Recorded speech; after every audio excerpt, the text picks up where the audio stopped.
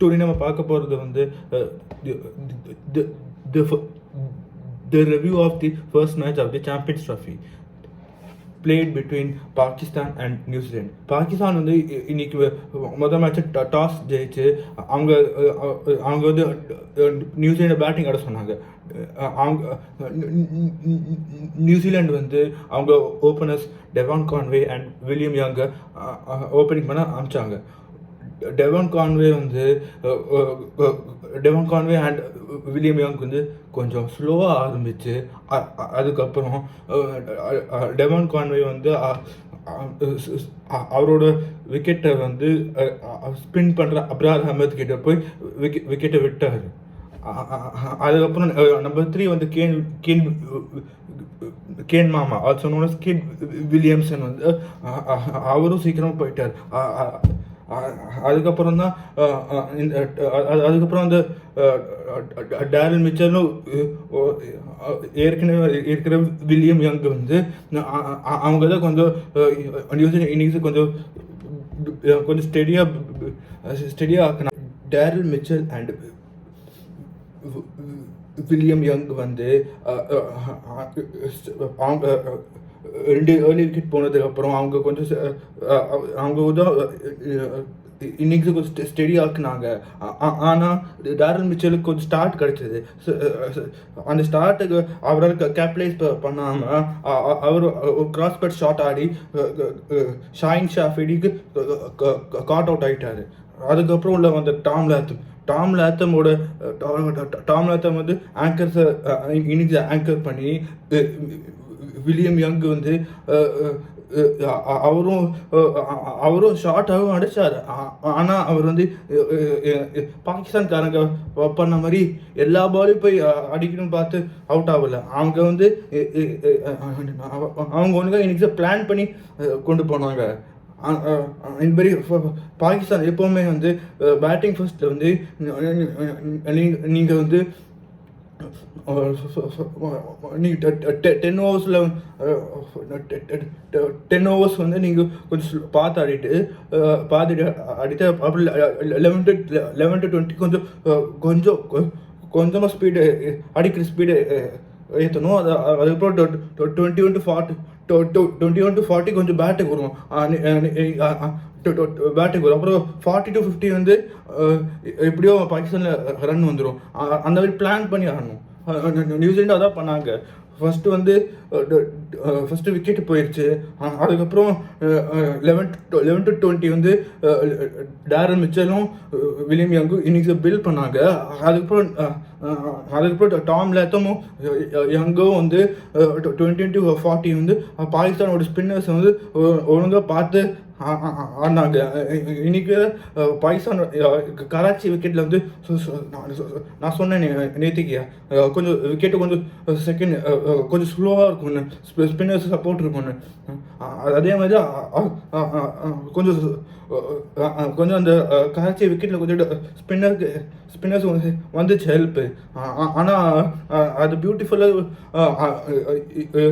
Tom Latham வந்து anchor பண்ணிட்டு Tom லேத்தமோட shorts வந்து அவர் வந்து ஆல்மோஸ்ட் பேட்ஸ் அந்த மாதிரி லெக் பிஃபோர் விக்கெட் ஆகாமலே கொஞ்சம் பார்த்து ஆடினார், வித் காஷன் ஆடினார். அது டாம் லேத்தம். அப்புறம் கம்மிங் டு யங் வந்து அவர் பேர் தான் யங்.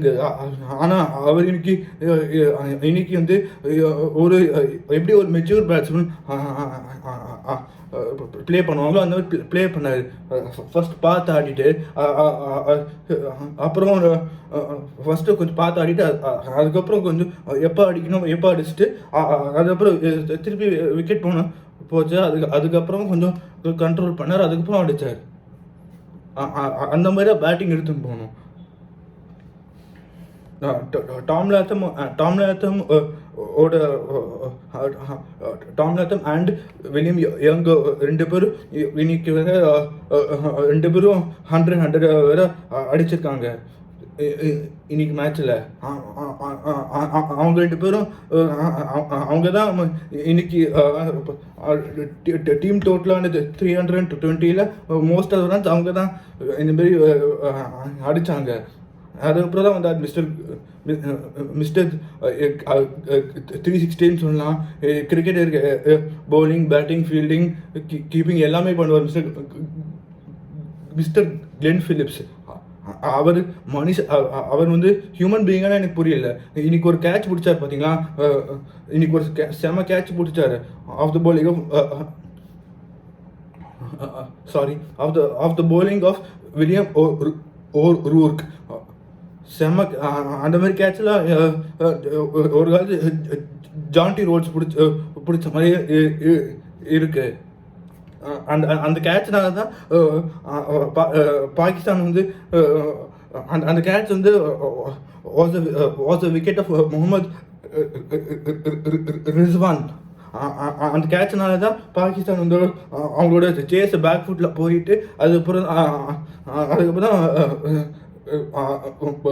அதுக்கப்புறம் அவங்க வந்து திரும்பி இன்னிங்ஸு டைம் எடுத்து ஆடினாங்க.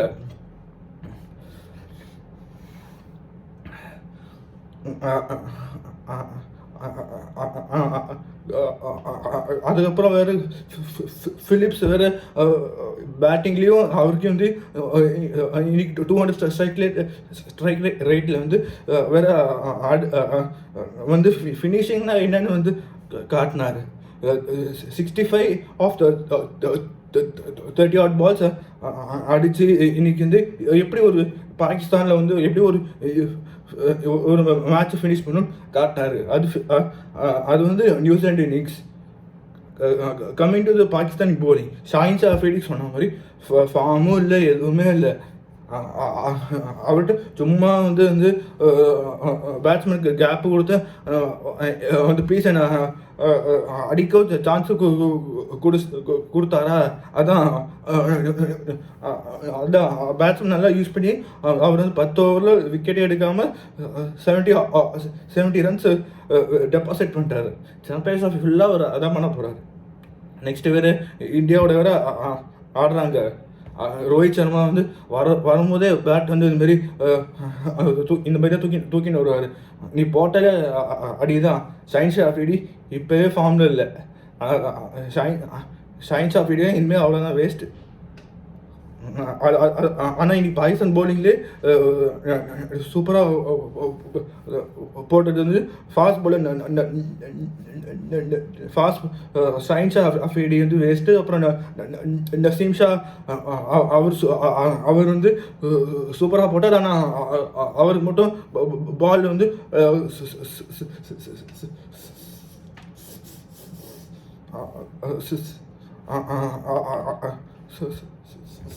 ஸ்விங்காச்சு. நசீம் ஷாக்கு ஸ்விங்காச்சு, ஸ்விங்கும் ஆச்சு. ப்ளஸ் வந்து பால் கொஞ்சம் ஸ்டாப்பாகவும் ஆகி வந்துச்சு.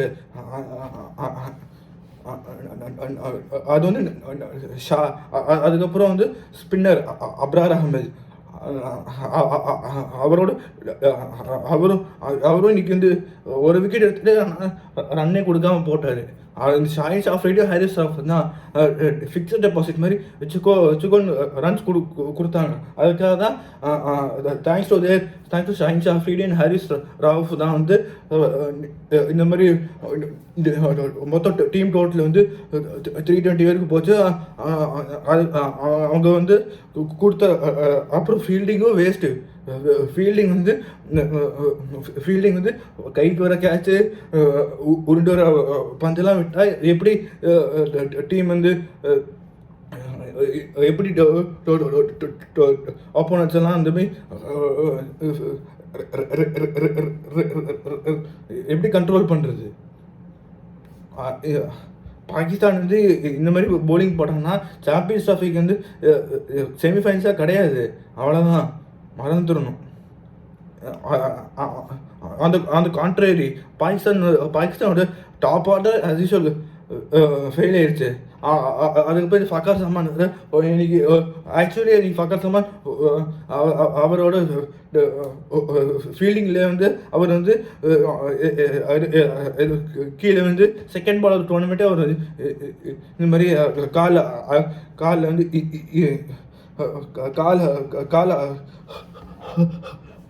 கால இன்னும் செகண்ட் பால் ஆஃப் டோர்னமெண்ட்டே அவர் வந்து பாதி மேட்ச் ஆடாமல் வெளில போய் உட்காந்துட்டாரு. அதுக்கப்புறம் 40 மேட்ச் வந்து 40 ஓவர்ஸ் ஆயிடுச்சு. அதுக்கப்புறம் வந்தார். அவர் இதுக்கு வந்தாருன்னு தெரியல. அவர் மட்டும் அந்த 40 ஓவர்ஸ் வராமல் விட்டு அதுக்கப்புறம் வந்தார். ஃபக்கர் சமான் அப்புறம் ஓப்பனிங் வந்திருக்கலாம். அதெல்லாம் யோசிக்கவே இல்லை. அவங்க அந்த மாதிரி பண்ணாங்க. அது ஒரு தப்பு. ஃபக்கர் சமான் வந்து அந்த 40 ஓவர்ஸ் மட்டும் 40 to 50 மட்டும் அந்த 10 ஓவர் மட்டும் ஃபீல்டிங் பண்ணாமல் வந்தாருன்னா அவங்க ஃபக்கர் சமான் வந்து அவரோட பேட்டிங்கை வந்து பவர் பிளேயில் யூஸ் பண்ணி அவர் 4-6 கூட வந்திருக்கும். அவங்க அதுவும் போச்சா, அதுவும் திங்கிங்கே இல்லாமனது. அதுக்கப்புறம் பாகிஸ்தான் பேட்டிங் 10 ஓவர் 21 ரன்ஸ் அடிக்கிறாங்க. ஒன் டேவா டெஸ்ட் மேட்சானே புரியல. ரிக்வயர்ட் ரன் ரேட் எங்கேயோ 8-9 போயிடுச்சு. அதுக்கப்புறம் தான் பேட்ஸ்மேனுக்கு திங்க் ஆகிருக்கு போல இருக்குது. இதுமாரி இது டெஸ்ட் மேட்ச் இல்லை, நாங்கள் ஒன் டே ஆடுறோம், 320 அடிக்கணும் அந்த போர்டுன்னு.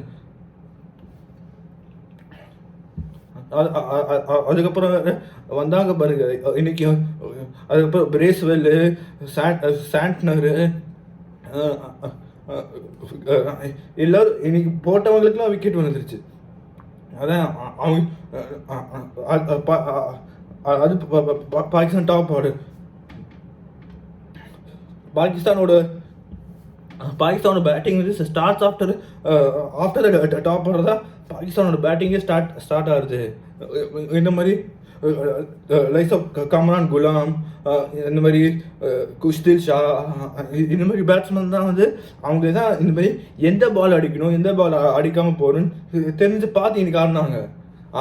ஃபக்கர் சமான் மாதிரி சும்மா பேருக்கு வந்து பேட்டிங் ஆடின மாதிரி இருக்கு.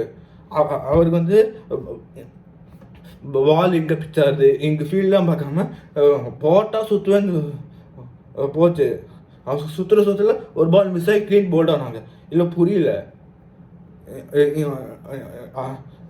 இந்த மாதிரி பாகிஸ்தானோட டீம் இந்த மாதிரி ப்ளே பண்ணாங்கன்னா அவங்க அவ்வளோதான், அவுட்டு தான்.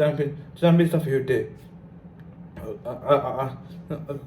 குஷ்தில் ஷா வரை இன்னைக்கு அவர் மட்டும் இந்தியா இல்லை ஆஸ்திரேலியா போய் வந்தாருன்னா அவர் இன்னைக்கு அடித்த ஃபினிஷிங் வந்து செம்மையாக பண்ணனா அவங்க வந்து இந்தியாவிலலாம் வந்தாருன்னா அவருக்கு இந்த மாதிரி அவரை நல்லா பேக் பண்ணலாம். ஆனால் பண்ண மாட்டேங்கிறாங்க, ஏனே தெரியல. அப்புறம் சல்மான் வைஸ் கேப்டன் சல்மான் அலி ஆகா, அவரும் இன்னைக்கு சூப்பராக அடித்தார். அவரும் இன்னைக்கு ஒரு 40 odd ரன்ஸ் அடிச்சிட்டாரு. அதுக்கப்புறம் பாவம் அவருக்கும் ஏதோ ப்ரெஷரில் போயிட்டு விக்கெட்டை விட்டு போயிட்டாரு.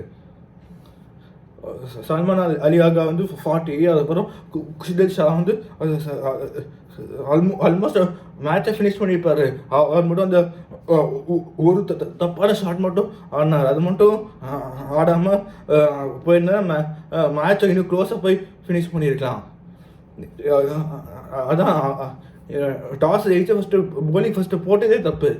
ஒழுங்காக பாகிஸ்தான் பேட்டிங் ஆடி பாகிஸ்தான் பேட்டிங் ஆடினா அவங்க வந்து இந்த மாதிரி போர்டில் ஸ்கோரை போட்டுட்டு அதுக்கப்புறம் அவங்க வச்சிருக்க போலிங் வச்சு கொஞ்சம் ஜெயிக்க ட்ரை பண்ணியிருக்கலாம்.